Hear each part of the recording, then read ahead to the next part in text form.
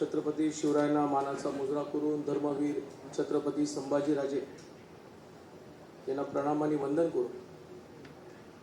आज वडिलांची पुण्यतिथी। मी सर्वप्रथम महाराष्ट्रातील तमाम मराठा चळवळीमध्ये काम करणारे, त्याचबरोबर स्वर्गीय आमदार अण्णासाहेब पाटील यांनी स्थापन केलेली माथाडी कामगार संघटना, माथाडी कामगार पतपेढी, माथाडी कामगार ग्राहक सोसायटी, माथाडी कामगार हॉस्पिटल या सगळ्या संस्थेच्या वतीनं माझ्या वडिलांना आणि या माथाडीच्या थोर चळवळीतल्या नेत्याला मनापासून आदरांजली वाहतो। आज स्वातंत्र्य सैनिक वीर भगतसिंग, राजगुरू, त्याचबरोबर सुखदेव यांना ब्रिटिशांच्या विरोधामध्ये देशाच्या हितासाठी लढण्याकरिता आणि ब्रिटिशांच्या विरोधात आवाज उचलण्याच्या मुद्द्यावरती त्यांना आज फाशीची शिक्षा दिली होती। आज त्यांनाही या ठिकाणी आमच्या सबंध भारतवासियांच्या वतीनं या ठिकाणी आदरांजली वाहतो। आज स्वर्गीय आमदार अण्णासाहेब पाटील यांची 43वी पुण्यतिथी आणि या पुण्यतिथीच्या निमित्ताने आपल्या संघटनेमध्ये आदरांजलीचा कार्यक्रम वाहत असताना ज्यांची उपस्थिती या ठिकाणी लाभली, जे या ठाणे जिल्ह्याचे माजी खासदार, नवी मुंबई महानगरपालिकेचे माजी महापौर आदरणीय संजूजी नाईक साहेब, ज्यांनी आता आपले विचार मांडले, की आमच्या माथाडी चळवळीचे आमचे माथाडीचे नेते, माजी मंत्री, विधान परिषदेचे आमदार शशिकांतजी शिंदे साहेब, अण्णासाहेब पाटील आर्थिक विकास महामंडळाचे MD IAS ऑफिसर आदरणीय श्रीधरजी दुबे साहेब, माथाडी कामगार हॉस्पिटलचे प्रमुख डॉक्टर हनुमंतराव पाटील, पतपेढीचे प्रमुख doctor Ramesh Patil, advocate Bharatitai Patil, doctor Prachi Patil, त्याचबरोबर संघटनेचे अध्यक्ष एकनाथरावजी जाधव, संघटनेच्या प्रत्येक कामकाजाला सातत्याने या ठिकाणी पुढाकार घेऊन तो यशस्वी होईपर्यंत काम करणारे आमचे जनसंपर्क अधिकारी संयुक्त सरचिटणीस पोपटरावजी देशमुख साहेब, रविकांतजी पाटील साहेब, त्याचबरोबर दिलीपरावजी खोंड, सूर्यकांतजी पाटील आणि विशेषमध्ये नुकत्याच झालेल्या निवडणुकीमध्ये जे आपले युनियनचे सचिव होते, त्यांनी विधानसभेमध्ये निवडणूक लढवली आणि ते आमदार झाले।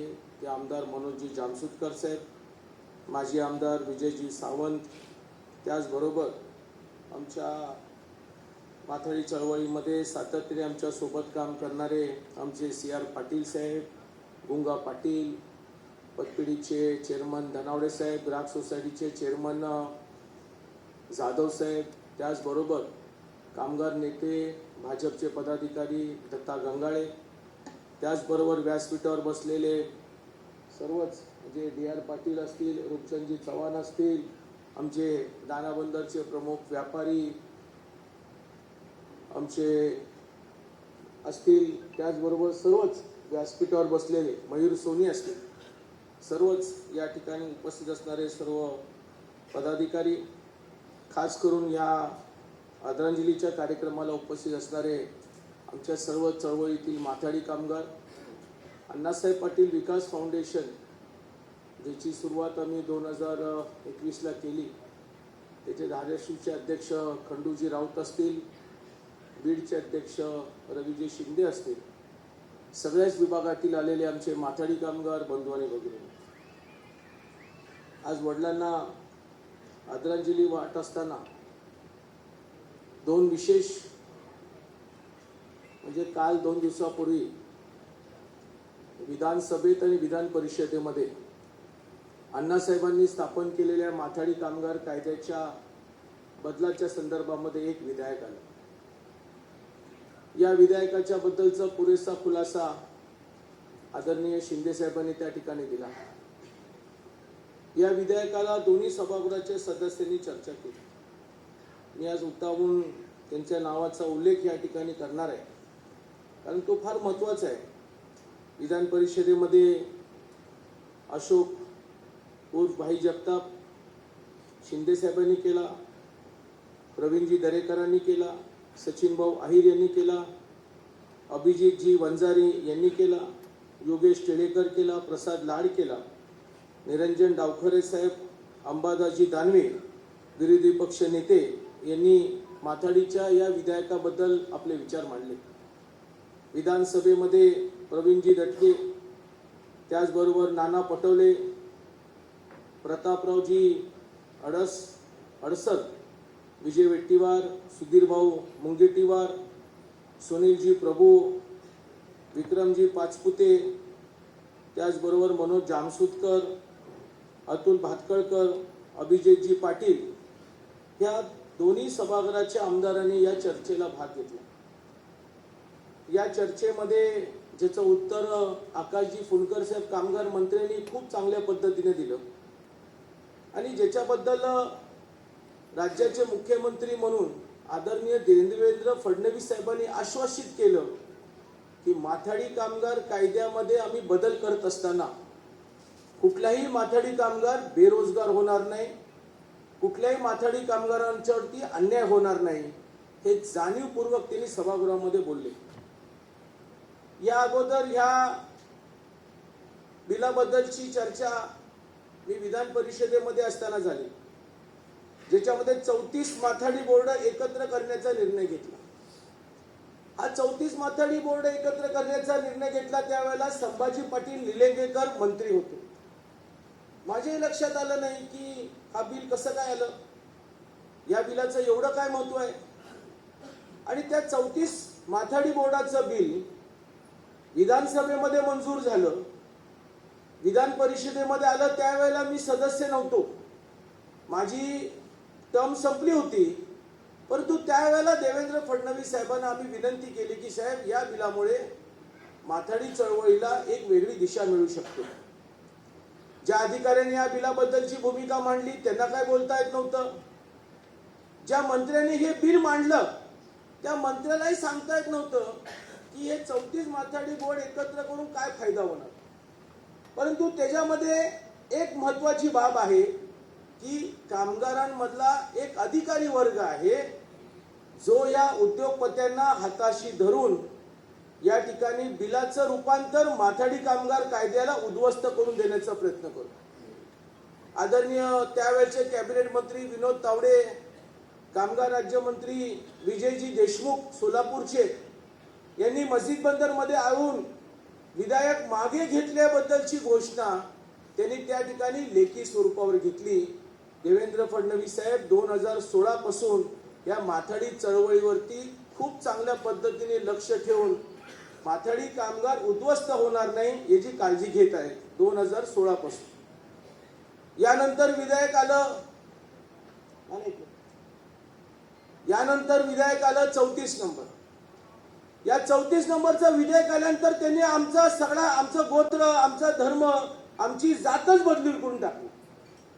आणि त्या विधेयकामध्ये मला एवढा प्रश्न पडला की कामगार मंत्र्यांनी त्यांच्या विभागामध्ये चर्चा केली पाहिजे, किंबहुना त्यावेळेला मुख्यमंत्री एकनाथ शिंदे साहेब होते, देवेंद्र फडणवीस साहेब उपमुख्यमंत्री होते. आणि अशा प्रकारचे विधेयक आणल्यानंतर या विधेयकाचं मागचं स्वरूप काय, तर या विधेयकाचं मागचं स्वरूप परत एकदा एक अधिकारी वर्ग जो या माथाडी चळवळीला उद्ध्वस्त करून व्यापाऱ्यांच्या दृष्टिकोनातून त्याला साथ कशी मिळेल याचा प्रयत्न करतो. संजूजी नाईक साहेब, मी एका मुकादमाच्या मीटिंग मध्ये फार रोष व्यक्त केला. एखादा कामगार मंत्री जर कामगारांच्या हिताचा निर्णय घेत नसेल तर मग अण्णासाहेबांच्या जयंतीला किंवा पुण्यतिथीला कामगार मंत्र्यांना बोलून काय उपयोग आहे, ही माझी स्पष्ट भूमिका होती. दुर्भाग्याने आमच्याच एक समोर बसलेल्याच कामगारांनी कुठला तरी व्हिडिओ काढला आणि तो व्हिडिओ कशाला त्याला पाठवला देवाला माहिती. आणि म्हणून कामगार मंत्र्यांनी माझ्याबद्दलची भूमिका फार वेगळी धरली, पण ती अण्णासाहेबांच्या युनियनच्या कामगारांच्यावरती अन्याय करत होता म्हणून मी ती भूमिका मांडत होतो. या संघटनेमध्ये माझी टोळी तुझी टोळी याची टोळी असा प्रकार नाही, मी तर मानत नाही. परंतु सातत्याने माथाडी चळवळीवरती जे पैसे घेऊन कामगार नेते रात्री अपरात्री ऑर्डर काढतात, ज्याचा उल्लेख मनोज जामसुदकरनी मुख्यमंत्र्यांच्या बैठकीमध्ये केला, त्या असणाऱ्या कामगार मंत्र्यांनी त्या अधिकाऱ्यांना जे बळ दिलं त्या बळाच्या विरोधात होता. परंतु त्यावेळेला ते बिल आल्यानंतर आम्ही एकवटलो, 2 दिवस उपोषणला बसलो. CR पाटील साहेब मला विचारायचे की नरेंद्र तुम्ही काहीच हालचाल करत नाही. म्हटलं थांबा, अजून माझी वेळ यायची आहे. आणि दुसऱ्या तिसऱ्या दिवशी सकाळी उठून मी साहेबांचं घर गाठलं आणि साहेबांना मी सांगितलं की साहेब याच्यामध्ये आपल्याला लक्ष घालावं लागतंय. या बिलामध्ये माथाडी कामगारांच्या हितापेक्षा माथाडी कामगार देशोधडीला लागेल अशा प्रकारचं बिल आहे. आता त्या बिलमध्ये काय आहे एवढं मी व्यवस्थित एवढं संपुष्टात सांगणार नाही, तर आपण 1.5-2 तास या ठिकाणी उपस्थित आहात.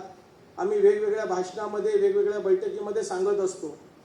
परंतु त्या सागर बंगल्यापासून ते विधानसभेपर्यंत जाईपर्यंत त्यांनी इतक्या गांभीर्याने घेतलं की सभागृहामध्ये जाताना मला एवढंच म्हटले की नरेंद्र मला मुख्यमंत्र्यांशी मी चेहरी चर्चा करतो. ज्या राज्याचा एक मुख्यमंत्री राहिलेले व्यक्ती, ज्या राज्याचे मुख्यमंत्री असून देखील पण थेट दिल्लीच्या असणाऱ्या नेत्यांशी डायरेक्ट संपर्क करणारा व्यक्ती, गाडीमध्ये चर्चा ऐकल्यानंतर काय म्हणतात, पहिले मी नरेंद्र मुख्यमंत्र्यांच्या कानावर घालतो आणि मुख्यमंत्र्यांना पूर्णपणे मी चर्चा केल्यानंतर तुला मी आश्वासित करतो की हे बिल आम्ही काही कारणास्तव प्रलंबित ठेवू, स्थगित ठेवू किंवा मग काहीतरी निर्णय घेऊ. माझी धाकधूक गुलाबराव जगताप त्यावेळेला अजितदादा पवारांना भेटले. अजितदादा पवारांनी मला उल्लेख केला, अरे नरेंद्र गुलाबराव मला भेटलेले आहेत, 1-2 दिवसापूर्वी भेटले होते त्यांना त्यावेळेला. आणि त्यावेळेला त्यांनी जे शब्द दिला तो शब्द त्यांनी त्याच दिवशी सभागृहामध्ये खालच्या सभागृहामध्ये गेले, मुख्यमंत्र्यांच्या उपस्थितीमध्ये या बिलाबद्दल भाष्य केलं आणि हे बिल चिकित्सा समितीकडे पाठवण्यात येईल अशा प्रकारचा निर्णय घेतला. हे बिल आलं त्यावेळेला मी विधानसभेचं अधिवेशन सुरू होतं. मला सकाळी 9 वाजता आमच्या जितूचा मेसेज आला. आमचा कर्मचारी आहे, माझ्याबरोबर विधान परिषदेवर त्यांनी काम केलं होतं. आणि नंतर मी देशमुखांना पाठवलं आणि मी म्हटलं आजच्या बैठका रद्द करा आणि सकाळ सकाळी आपण त्या बैठकीला जाऊ. आज शिंदे साहेब तुम्ही बोललात ते वस्तुस्थिती आहे की ती जी बैठक आहे ना त्या बैठकीमध्ये बसता येत नाही. आणि तुम्हाला माझ्यापेक्षा जास्त कल्पना आहे, काही बैठका गोपनीय असतात, काही बैठका फक्त मंत्र्यांच्या असतात. आणि मी साहेबांना सकाळी मेसेज केला, विनंती केली की साहेब आपण जर परवानगी दिली तर मी त्या बैठकीमध्ये बसेल, मागे बसेल, गपचूप बसेल. म्हणजे हे पण मी त्यांना सांगितलं, मी पुढच्या चेअरवरती बसलो नाही तर मी त्या बैठकीमध्ये उपस्थित नव्हतो, परवानगी नव्हती. आणि त्यांच्या अधिकाऱ्यांना सांगितलं आणि त्यांनाही वाटलं की नाही नरेंद्रला बैठकीमध्ये बसू द्या. उलट शिंदे साहेब तुम्हाला अजून एक सांगतो की याच्या अगोदर ज्या वेळेला राज्याचे मुख्यमंत्री म्हणून ज्या वेळेला शपथविधी झाली त्यावेळेला साहेबांना 34 नंबरच्या बिलाची आठवण करून दिली. आणि त्याच्यानंतर ज्या वेळेला नागपूर अधिवेशनानंतर ज्या वेळेला त्याच्या संदर्भामधल्या अधिकाऱ्यांची नेमणूक झाली, प्रधान सचिव म्हणून महिला कुंदन मॅडम आल्या, त्यावेळेला एक बैठक, गोपनीय बैठक झाली. त्या बैठकीमध्ये मला उपस्थित राहता आलं. त्यामध्ये माथाडी चळवळीमधले काय बदल करायचे आणि कशा प्रकारे माथाडी चळवळीचा गैरफायदा करणाऱ्या लोकांबद्दल काय करायचं ही अंतर्गत चर्चा त्या ठिकाणी झाली. मला संधी मिळाली, 2 मिनिटं सगळं ऐकून घेतलं, मी गप बसलो, कारण आपल्याला बोलता येत नाही, आपण त्या बैठकीला नाही असं गृहीत आहे.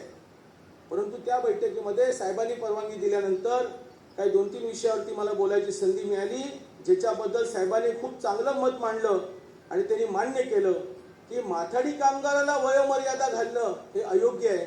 परंतु फॅक्टरी ॲक्टच्या नियमाप्रमाणे किंवा नवीन केंद्रीय कामगारांच्या कायद्याप्रमाणे वयोमर्यादा हे बंधनकारक आहे. मी म्हटलं साहेब जर बंधनकारक असेल तर तुम्ही विशेष बाब म्हणून माथाडी कामगारांना 65 वर्ष आणि 65 वर्षानंतरही एखादा माथाडी कामगार काम करू इच्छितो तर त्याच्यासाठी दवाखान्याचा दाखला म्हणजे मेडिकल सर्टिफिकेट आणा, पण त्याला बेरोजगार करू नका, हे त्यांनी गोष्ट मान्य केली. आज आपण आत्मचिंतन जर केलं तर ती पिढी 50-60 वर्षाची पण पिढी आज काम करत नाही. या मागची बरीचशी काय कारणं आहेत. परंतु त्यांनी ते मान्य केलं. माथाडी ॲडव्हायझरी बोर्डाच्या बद्दलची त्यांची भूमिका फार स्पष्ट होती. काही आमच्या भावकी कामगार नेत्यांनी परत एकदा देवेंद्र फडणवीस साहेब आले आणि कामगारांच्या चळवळीमध्ये कामगारांना, माथाडी कामगारांना देशोधडी लावण्याचा कार्यक्रम चालू केला, अशा प्रकारच्या व्हॉट्सअपच्या मेसेज टाकू लागले. मी त्यांना म्हटलं, एवढं घाई करू नका, बिल येऊ द्या. विधान परिषदेमध्ये बिल येणार आहे.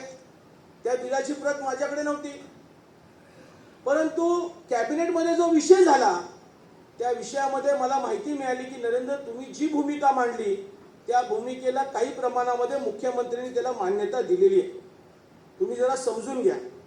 बिल आलं, बिल शिंदे साहेबांनी वाचलं, मीही वाचलं, सभागृहामध्ये बिल मांडलं. खरं म्हणजे मी त्या दोन्ही सभागृहाच्या सदस्यांचा आभार मानतो, परंतु हेच मी 10 वर्षापूर्वी सभागृहामध्ये बोललो. माथाडी गुंडगिरीबद्दल बोलले, एक चेअरमनच्या बद्दल बोलले. अरे नागपूरचा आमदार थेट नाव घेतो त्या चेअरमनचं. ज्या माथाडी चळवळीमध्ये कामगारांचा जो नेता आहे, जो माथाडी कामगारांचं वाटोळं करतोय, तो एका वेळेला आपल्या युनियनच्या पदाधिकाऱ्यांबरोबर फिरत होता, त्याचं नाव घेण्यात आलं. देशोधडीला लावणारी माणसं दुसरी कोणी नाहीये. हे आमच्या हाताखाली शिकलेली माणसं आहेत. दुर्भाग्य आहे. आमचे फोटो त्यांच्या वाढदिवसाला लागतात. आपल्याबद्दल ते लोक आपल्या वाढदिवसाला ते फोटो लावतात. परंतु आजही सभागृहामध्ये माथाडी चळवळीचा जो खरा डाकू आहे त्याच्याबद्दलचं भाष्य करणाऱ्या बरेच लोक घाबरली. शिंदे साहेबांनी खूप चांगलं भाषण केलं, 1-1.5 तास भाषण केलं. मी सगळ्या भाषणात ऐकत होतो आमदारांची.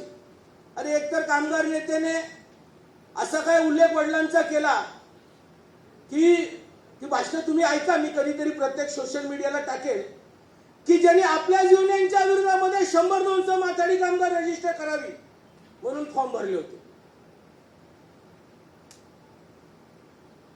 आणि मी त्याचं भाषण ऐकतो वरून, असं मी पण बघतो, वाह काय भाषण केलं, वाह काय चर्चा केली. अहो संजीव नाईक साहेब, कसं जातीवंत झाला आम्ही, कसं जातीवंत आम्ही हे मान्य करायचं. आमचं रक्त का अटतं आम्हाला, आम्ही बेरजेचं राजकारण खेळू शकत नाही का? खेळू शकतो. दुर्भाग्याने आदरणीय देवेंद्र फडणवीस साहेबांसारखा एक जातीवंत भाजपचा संघाच्या विचाराचा नेता मुख्यमंत्री आहे म्हणून आम्ही धाडस काढलं की तिथे मुद्दे मांडायचे आणि ते मुद्दे कामगारांच्या हितासाठी आम्ही त्या ठिकाणी काढायचे. नाहीतर मला तर असं वाटलं होतं की भाजपचे मुख्यमंत्री कसे असतील, 16च्या नंतर त्यांनी जे मला विश्वास निर्माण करून दिला त्या विश्वासार्थ मी पण काम केलं. टीका टिप्पणी होत होती, परंतु एक तुम्हाला सर्व कामगारांना सांगतो की आपल्यावरती सगळ्यांची नजर. लोक म्हणतात की मांजर दूध पिताना काय डोळे बंद करते का, तिला वाटतं कुणीच बंद बघत नाही, असं काहीतरी वाटतं. पण तसं नाहीये, सगळेच बघत असतात. आपल्याकडची जी वाईट प्रवृत्ती आहे ती काढा. वाईट प्रवृत्ती आपण काढू शकतो का? जगताप साहेब, परवा आकाश फुंडकर आले युनियन ऑफिसमध्ये. टाटाच्या कामगारांनी निवेदन दिलं. आपल्या संघटनेचा एक माथाडीचा माजी नेता त्या कामगारांना जाऊन सांगतोय, अरे कशाला तुम्ही नरेंद्रच्या लादात लागताय, राजीनामा होऊन जाईल तुमचा. अरे जाती तर नाही तर मातीची तर काळजी करा.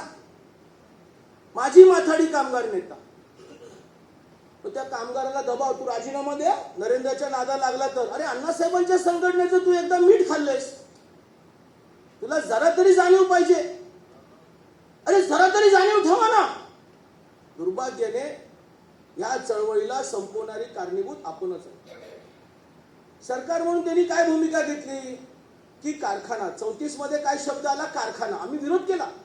अरे कारखान्यामध्ये माथाडी कामगार काम करतो, कारखान्याची व्याख्या तुम्ही ठरवा. यावेळेला व्याख्या काय ठरवली की जे कारखान्यामध्ये मशिनरीने काम होईल तिथे माथाडी कामगार कायदा लागू होत नाही. याचं कारण काय होतं? ज्याच्या सभागृहामध्ये चर्चा झाली, मला वाटतं वरच्या सभागृहात नाही पण खालच्या सभागृहामध्ये प्रवीण दटकेंनी चर्चा केली. जो कॉईल येतो ना, कॉईल, आता गुलाबराव जगतापांचे हात त्या माथाडीच्या लोखंड बाजारमध्ये काम करून करून फुटले आणि कडक झाले. मला मराठे साहेब आहेत त्या दिसत नाही तिथे. मराठे साहेबांनी पण लोखंडाचे जे वॅगनीमधून पहिले ते हे यायचे, काय म्हणतात त्याला, आपण टी अँगल म्हणायचो, ते स्वतः आपला कामगार उचलून टाकायचा. ते मी पण बघितले, कारण मी तुमच्या टाटामध्ये येऊन गेलो, बीम चॅनल, टी चॅनल. पण आता त्याचं स्वरूपच सगळं बदललंय.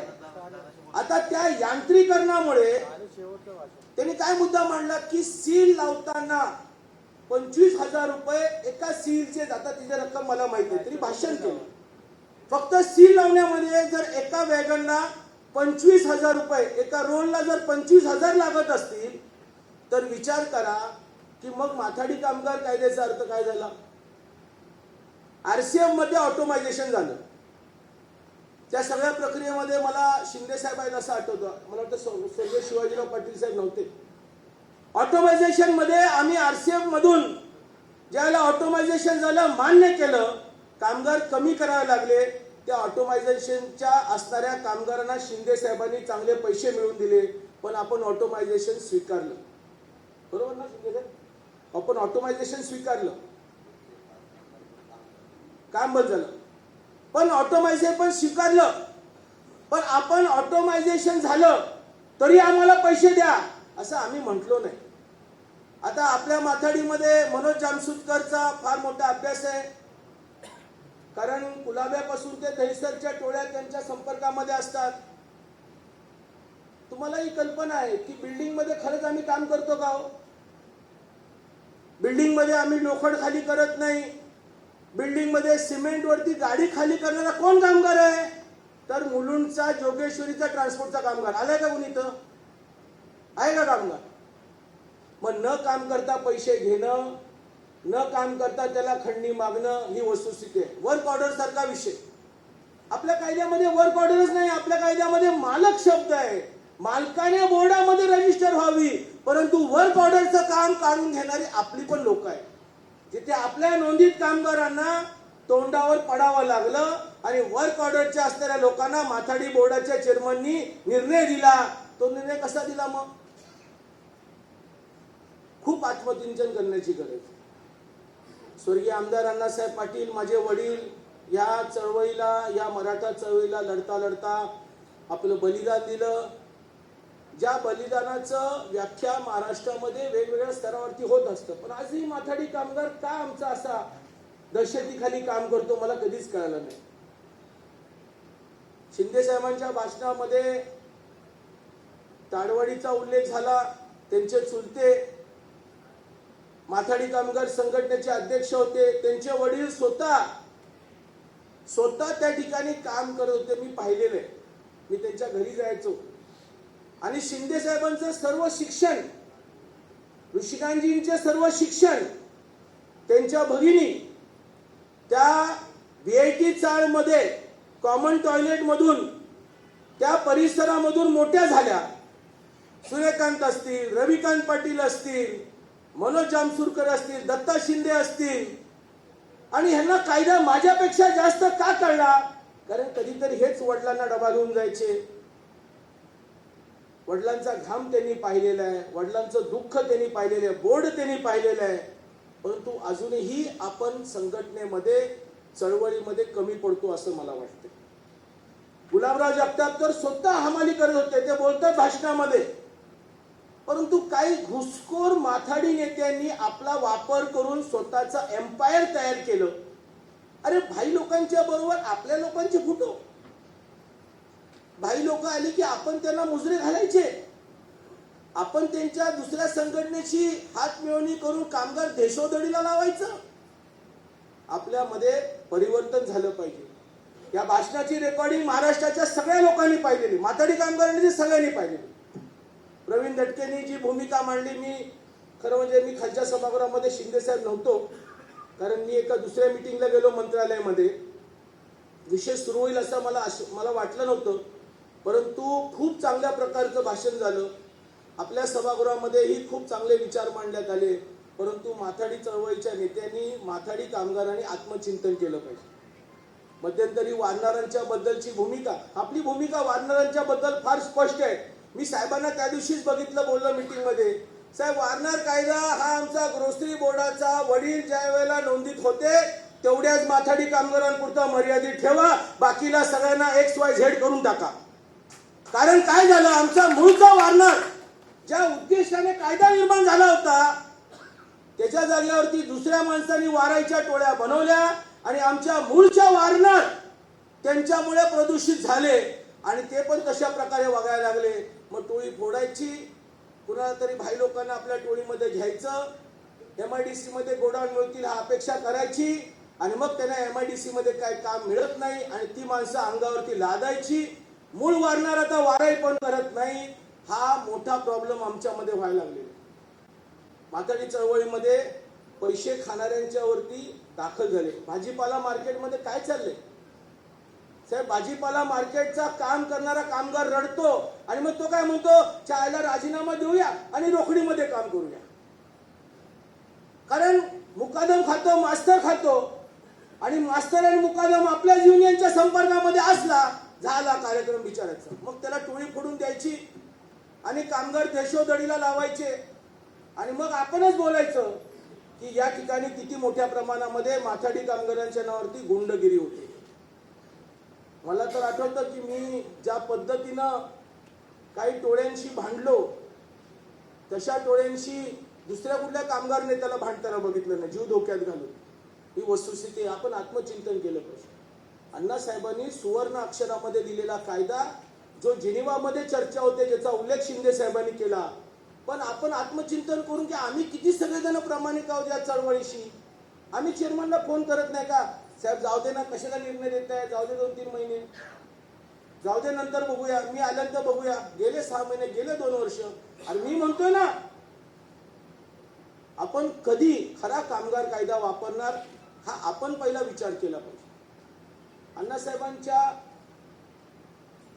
या कठोर निर्णयाचं कारण मला आजही समजू शकलं नाही, परंतु मी ज्यांचे वाचतो, अरे शब्दाला जगणारा एक मराठा, दिलेला शब्द पूर्ण केलेला मराठा. पण ह्या दिलेल्या शब्दाने ह्या मराठ्याने जो पूर्ण केला, परंतु ही चळवळ पुढे नेत असताना किती प्रसंगाला आम्हाला व्यक्तिशः तोंड द्यावा लागतो हे आम्हाला स्वतःला माहिती. 16 मार्चला संजूजी नाईक साहेब घनसोलीमध्ये दंगल झाली 2006ला, काहीच कारण नव्हतं.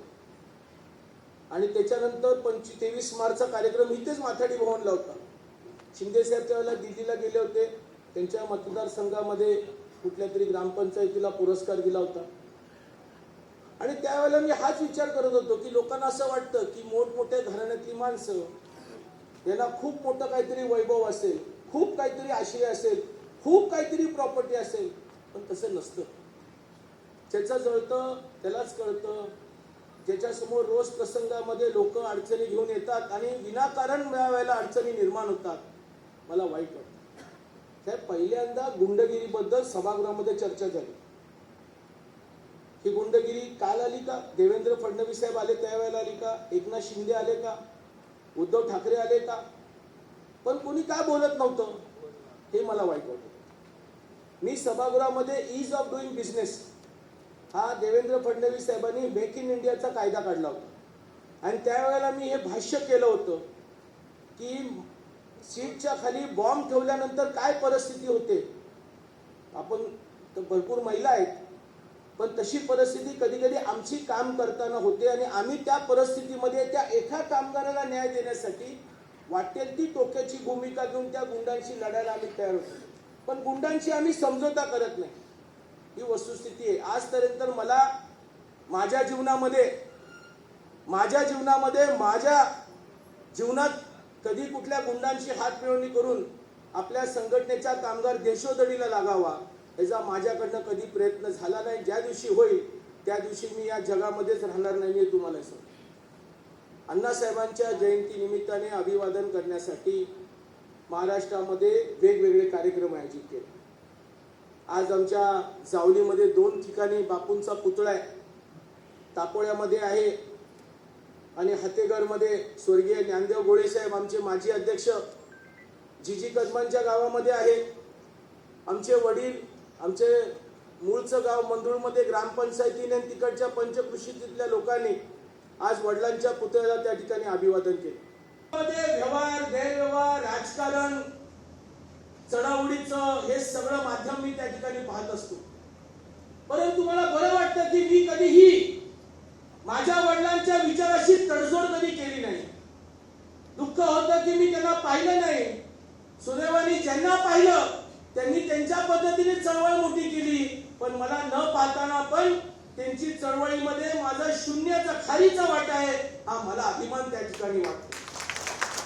महाराष्ट्रामध्ये 1 लाख मराठा उद्योजक करण्याचं ज्याचा उल्लेख या ठिकाणी संजूजी नाईक साहेबांनी केला, शिंदे साहेबांनी केला, त्या सामान्य माणसांची ज्या वेळेला शिंदे साहेबांनी बोलतो ना त्याचा उल्लेख तुम्ही माझ्याशी पण केला। नरेंद्र काय योजना आहे साहेब, आज माथाडी कामगार आज उद्योजक झाला, मला आनंद आहे। आज माथाडीची परिस्थिती किती वाईट आहे, गाडी घेतल्यात, ट्रान्सपोर्टचं काम करतात, टुरिस्टचं काम करतात, कुणी ट्रकचं काम करतात, पायावर उभा राहतात। विदर्भ, मराठवाडा, पश्चिम महाराष्ट्र, कोकण, खानदेशामध्ये अण्णासाहेबांचं नाव मोठं होतं, याचा मला मनापासून त्या ठिकाणी आनंद वाटतो, गर्व वाटतो। माझे नेते आदरणीय देवेंद्र फडणवीस साहेबांनी एक संकल्पना मांडली होती माझ्याकडे, नरेंद्र भ्रष्टाचार मुक्त महामंडळ तुला तयार करता आलं तर मला सगळ्यात जास्त आनंद आहे। तर महामंडळ म्हटलं तर भ्रष्टाचार आणि भ्रष्टाचाराशिवाय तिथं काही चालत नाही, ही वस्तुस्थिती आहे। पण मला गर्व आहे माझ्या नेत्याने मला दिलेला शब्द तो आजपर्यंत मला पूर्ण करता आला। भ्रष्टाचार मुक्त महामंडळ करण्याचा निर्णय मी घेतला आणि त्याच्यासाठी मी महाराष्ट्रामध्ये दौरा केला। एक काळ या संघटनेमध्ये असा आला की ही जागा विकायचा निर्णय चालला होता।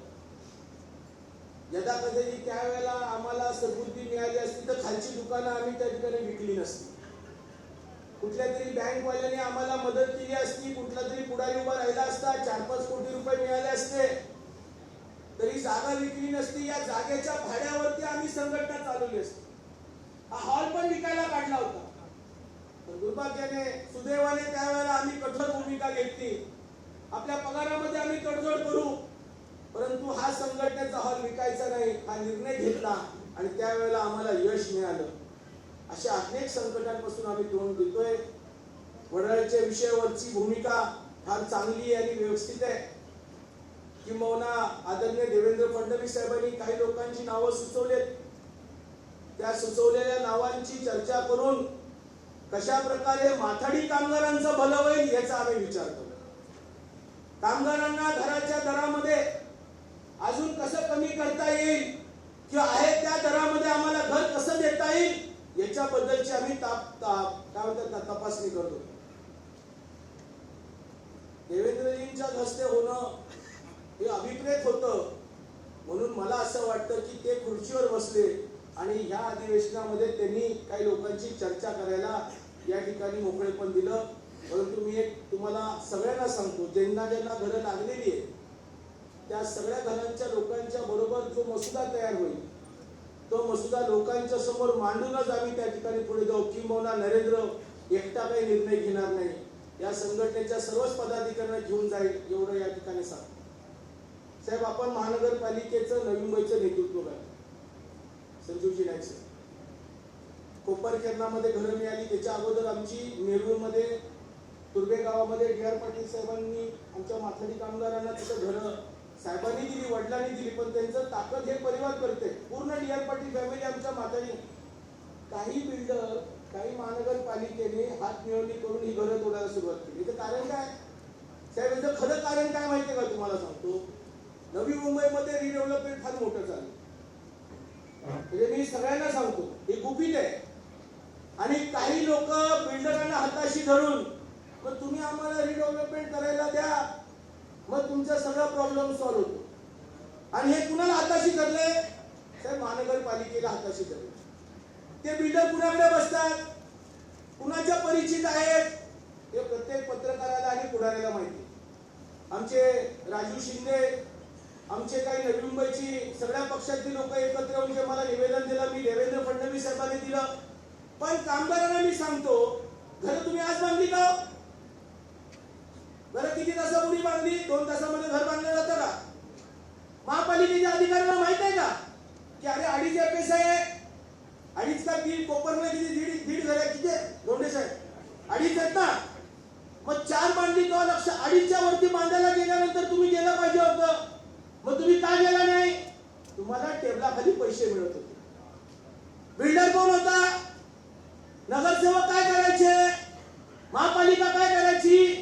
आता 5-5 इमारती आमच्या कामगारांच्या झाल्यात. तुमच्या डोळ्यामध्ये दिसायला लागलं का? नाही. हा फार मोठं षडयंत्र आहे. अधिकाऱ्यांना कोणतरी सांगतो, हे जा ते कामगारांची घरं तोड, मी माझा दलाल पाठवतो, त्यांना एकत्र करतो, रिडेव्हलपमेंटच्या नावाखाली आपण त्याची पुनर्बांधणी करू. सुस्ती आहे. फार मोठं षडयंत्र आहे. निवडणुका गेल्या, ही निवडणूक आताच गेली ना, मग काय काय घडामोडी घडल्यात आम्ही बघितलेलं आहे. म्हणून माथाडी कामगारांना या निवडणुका अधिवेशन होऊ द्या. उद्या माथाडी कामगारांची आल्याची घरं जर कुठल्या अधिकाऱ्याने तोडायचा प्रयत्न केला, आई शपथ त्याला घरात घुसून मारल्याशिवाय राहणार नाही, हे जाहीरपणे सांगतो. महानगरपालिकेच्या आयुक्ताला दिसत नाही काय भडव्याला? काय ड्रोन पाठवून तुम्ही मॅपिंग करा ना. आणि मला विश्वास आहे आपल्या पालकमंत्री आदरणीय गणेशजी नाईक साहेबांचा, आपण सगळं व्हाईट हाऊसला आपले माथाडी कामगार घेऊन जाऊ आणि गणेश नाईकांनी त्याचं नेतृत्व केलं पाहिजे. कारण आमची सगळी माथाडी संजीवजी नाईक साहेब तुमच्या पक्षाबरोबर बीजेपी बरोबर काम करते, एवढं लक्षात ठेवा. सगळे नवरसेवक बीजेपीचं काम करतायत. तिकडचा माथाडी कामगारचा रहिवासी तुम्हाला मतदान करतोय, एक ना शब्द गणेशजी नाईक साहेबांना करतोय. आणि अशा वेळेला जर गणेशजी नाईक साहेब आणि मंदाताई मात्र भाजपच्या असताना आमदारांच्या डोळ्यासमोर जर या ठिकाणी माथाडी कामगारांची घरं तुटत असतील, एलआयडीची घरं तुटत असतील, तर हे योग्य होणार नाही. माझी आपल्याला विनंती आहे की आपण गांभीर्याने गणेश नाईक साहेबांना, आपले नेते यांना आपण आमची भूमिका स्पष्ट करून सांगावं. आम्हाला आयल्या गैल्याची गरज नाहीये, आम्हाला तुम्ही लोक भरपूर आहात आणि उद्या नगरपालिका पण येणार आहे. म्हणून तुम्ही खंबीरपणे आमच्या पाठीशी उभे राहा. 10 मतं जास्त तुमच्या असणाऱ्या नगरसेवकाला कसं पडेल हा नरेंद्र पाटील त्या ठिकाणी प्रयत्न केलाय. आमची घरं तुम्ही वाचवा, आम्ही तुमच्या बरोबर आहोत हे जाहीरपणे तुम्हाला सांगतो.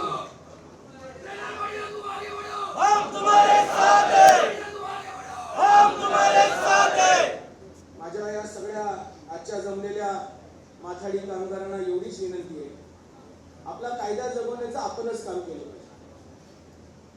देवेंद्र फडणवीस साहेबांनी जे आश्वासन दिलं ते सगळ्या आमदारांनी ऐकलं.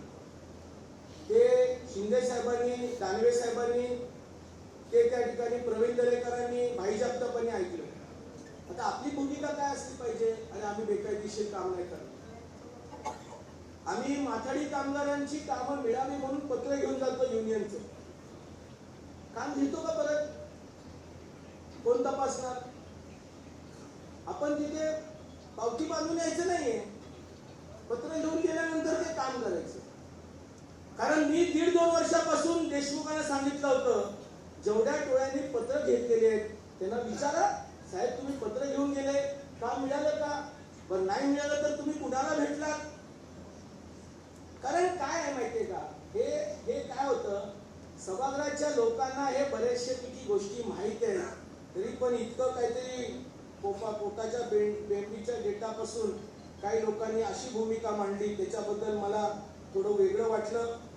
खरं म्हणजे त्यांचं मी स्वागत करतो, चांगली गोष्ट आहे. अण्णासाहेबांच्या कायद्याबद्दल एवढी चर्चा होते, अरे बापरे, मला सगळ्यात जास्त बरं वाटलं आणि आनंद झाला. परंतु काही लोकांनी या कायद्याचा दुरुपयोग करण्यामध्ये त्यांचा मोठा हातभार आहे. त्यांनी तरी भाषण केल्यानंतर आता स्वतःला आवडलं पाहिजे, नाहीतर माझं तोंड कसं आहे तुम्हाला माहिती आहे. मी काय कुणीतरी मला येऊन माझं कौतुक करेल, गोड गोड बोलेल आणि मी पण म्हणेन हो माझ्याबद्दल खूप चांगलं बोललाय, मी काय त्याला काय बोलणार नाही, असं नसतं. आणि दुसरं सांगतो, युनियन मध्ये दलालांनी येऊ नका. या युनियनच्या पदाधिकाऱ्यांना भेटायचं, दुसऱ्या दिवशी दुसऱ्या युनियनच्या नेत्याबरोबर फोटो काढायचा. आपण आवरा आपल्या भावना, कमीत कमी आपला जात आणि धर्म तरी विकू नका. ही माथाडी ही माझी जात आहे आणि माझा धर्म पण आहे, माझ्या जातीला कुणी विकण्याचा प्रयत्न करू नका, हे मी तुम्हाला बऱ्याच लोकांना सांगतो. कारण मी सगळ्यांना ओळखून आहे, दुर्भाग्याने आपल्या भूमिका आवरत जा एवढी विनंती करतो. खरं म्हणजे बलिदान मास लागलेलं आहे. छत्रपती संभाजी महाराजांना ज्या पद्धतीनं क्रूरतेने त्यांची हत्या करण्यात आली. शिवप्रतिष्ठान हिंदुस्थान यांच्या वतीनं बलिदान मास पाळत आहोत. ज्या धर्मासाठी ज्याने आपल्या स्वराज्यासाठी आपलं बलिदान दिलं पण आपला धर्म बदलला नाही, आपलं स्वराज्य ज्यांनी दिलं नाही, छत्रपती संभाजी महाराजांची पुण्यतिथी मला वाटतं किती प्रमाणे 29 तारखेला वडू बुद्रुक पुन्हा तुळापूर, बरोबर ना, वडू तुळापूरला होणार आहे. मी आपल्याला विनंती करेन, छावा पिक्चर बघून लगेच 2 तासासाठी त्या ह्याच्यात विलीन होऊ नका हो. छावामध्ये फक्त छत्रपती संभाजी राजांच्या वरती केलेलं ज्या पद्धतीनं हालहाल आहे ते आपण तुमच्या हृदयामध्ये ठेवा. ह्याचा अर्थ तर उद्या मारामाऱ्या करू नका, पण धर्मासाठी आमचा राजा आमच्या छत्रपतीच्या मुलाचा वध केलेला आहे. आमच्या अण्णासाहेबांनी माथाडी कामगार चळवळ निर्माण केली आहे. त्या चळवळीशी गद्दारी आयुष्यात करू नका. गद्दाराला परमेश्वर माफ करत नाही. आणि कमीत कमी तुम्ही हिंदू आहात, या भारताचे नागरिक आहात, या माथाडी चळवळीच्या नेत्यांनी घालून दिलेला जो कायदा आहे त्या कायद्याशी तुम्ही गद्दारी करू नका. जरी केलं 2 दिवस आनंदात बकरं खाल, 3 दिवस बकरं खाल, 3 दिवस पार्ट्या कराल, 4 दिवस कराल, 5व्या दिवशी तुम्ही तुमच्या स्टोरीच्या कामगारांच्या नजरेमध्ये पडून जाल. एवढं लक्षात ठेवा. या अण्णासाहेबांच्या पुतळ्याला अभिवादन करता त्यावेळेला ठोकून बोला, साहेब आम्ही तुमच्या विचाराने चाललोय. तुम्ही अण्णासाहेबांनी या चळवळीला बलिदान दिले. आम्ही मराठा असो कुठल्या जातीचा असो, आम्ही तुम्ही दिलेला कायदा मोडणार नाही. तुमच्या कायद्याचं रक्षण करण्यासाठी आम्ही जीव घेऊ, एखाद्याला पदावरून काढू, पण गद्दारी करणार नाही. ही शपथ तुम्ही घेत जावा. याचा काय उपयोग नाही. आलं आमचं भाषण ऐकलं, आमचं म्हणणं ऐकलं, तुम्ही तुमच्या घरला, आम्ही आमच्या त्या दुःखामध्ये परत सकाळ उजाडणार आणि परत आहे तेच चालणार. हे करू नका एवढीच विनंती करतो.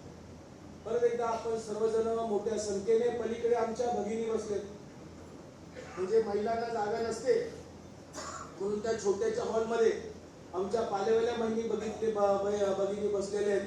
त्यांचाही मी आभार मानतो. महाराष्ट्रातल्या माझ्या सर्व मराठा चळवळीतल्या असलेल्या लोकांतर्फे आज स्वर्गीय आमदार अण्णासाहेब पाटलांच्या पुण्यतिथी निमित्ताने अभिवादन केलं. आमचे नेते आदरणीय देवेंद्र फडणवीस साहेब, आमचे कामगार मंत्री ज्यांचा उल्लेख शिंदे साहेबांनी केला, त्यांचे वडील भाऊसाहेब खुंडकर यांनी मराठा चळवळीमध्ये खूप काम केले आणि ते अण्णासाहेबांना भेटले. आणि मला ज्या वेळेला मी विधान परिषदेत होतो त्यावेळेला मला भाऊसाहेब भेटायचे आणि मला हटवायचे, म्हणायचे, नरेंद्र अण्णासाहेबांसारखं तू काम कर सभागृहामध्ये, तुझ्या वडिलांचं फार मोठं काम आहे. आज त्यांचे चिरंजीव स्वतः पहिल्या माथाडी चळवळीच्या कार्यालयामध्ये आले, ते म्हणजे अण्णासाहेब पाटलांच्या युनियन मध्ये आले. आणि म्हणून असा एक कामगार नेता आपला चांगला मंत्री मिळालेला आहे. त्यांच्याकडनं खूप अपेक्षा आहे. कामगार राज्यमंत्री जयस्वाल साहेब, माझा एवढा त्यांचा परिचय नाहीये, परंतु ते आणि कामगार मंत्री आणि आमचे आदरणीय नवी मुंबईचे नेते पालकमंत्री गणेशजी नाईक साहेब, ते पालघरमध्ये आदिवासी महिलांचा एक कार्यक्रम आहे शासकाचा केंद्राचा, आणि म्हणून त्यांनी या ठिकाणी अण्णासाहेबांना अभिवादन केलं. मी या सगळ्याचं आदरणीय अजितदादा पवार राष्ट्रवादी काँग्रेस पक्षाचे नेते, आदरणीय एकनाथजी शिंदे साहेब, हे या सगळ्यांनी स्वर्गीय आमदार अण्णासाहेबांच्या या पुण्यतिथी निमित्ताने अभिवादन करून त्यांनी दिलेला आदर्श, त्यांनी घडवलेली चळवळी, त्याचं पूर्णपणे सामर्थ्य आणि ताकद देण्याचं वचन त्यांनी मला प्रत्यक्षामध्ये फोन करून दिलं. मी त्या सर्वांचं मनापासून आभार मानतो आणि माझे स्पष्ट भूमिका मांडल्या त्याबद्दल मी माझे विचार मांडले त्याबद्दल मी थांबतो. जय भवानी, जय शिवराय.